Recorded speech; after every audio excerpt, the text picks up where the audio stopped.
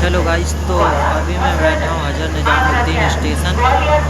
मैं यहाँ पहुँचा 8:50 को और ट्रेन थी 8:40 की।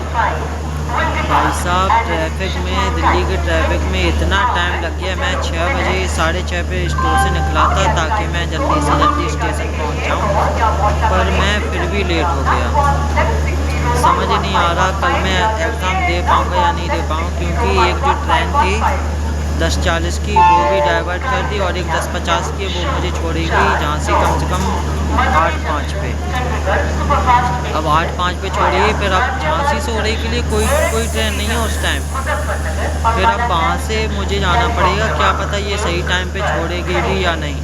फिर मैं वहाँ से जाऊँगा बस स्टैंड, फिर बस करूँगा, फिर बस कम से कम लगाएगी 2.5 या 3 घंटा। 2.5 या 3 घंटा टाइम लगने के बाद मैं जैसे ही घर पहुंचूंगा, बाइक उठा के तुरंत एग्ज़ाम के लिए जाऊंगा। ना खाने का टाइम, ना किसी का टाइम, ना आराम करने का टाइम। ये देखो, सुबह मैंने ड्यूटी की और अब रात भर मैं सफ़र करूंगा। अभी तक मैं बैठा हूँ, सफ़र करूंगा रात भर, फिर झांसी से ट्रेन या बस उससे जाऊंगा।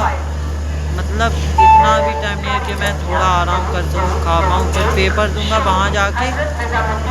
सुबह पेपर होगा 8:30 से 10:30।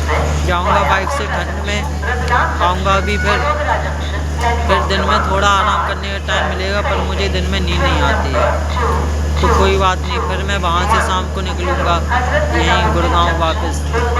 तो फिर मैं रात को नहीं सो पाऊँ, क्योंकि मुझे सफ़र में नींद नहीं आती रात को। और फिर कल सुबह फिर मैं ड्यूटी ज्वाइन करूँगा। तो मतलब देख रहे कि 1, 2, 3 दिन जगूँगा मैं और 2 रात बिना सोए। मैं 3 दिन और 2 रात गुजारूँगा।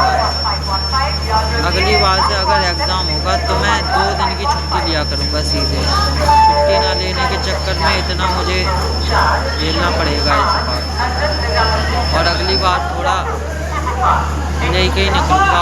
और आप लोग भी अगर कहीं जाने के लिए निकलें तो 1 दिन पहले निकलें, क्योंकि ट्रेन का कोई भरोसा नहीं कब कैंसिल हो जाए। ट्रेन कैंसिल के चक्कर में मेरा एग्ज़ाम छूट सकता है, पर मैं हार नहीं मानूँगा। मैं कैसे भी करके पहुंच जाऊंगा 7 बजे तक, हो रही कैसे भी करके। बस।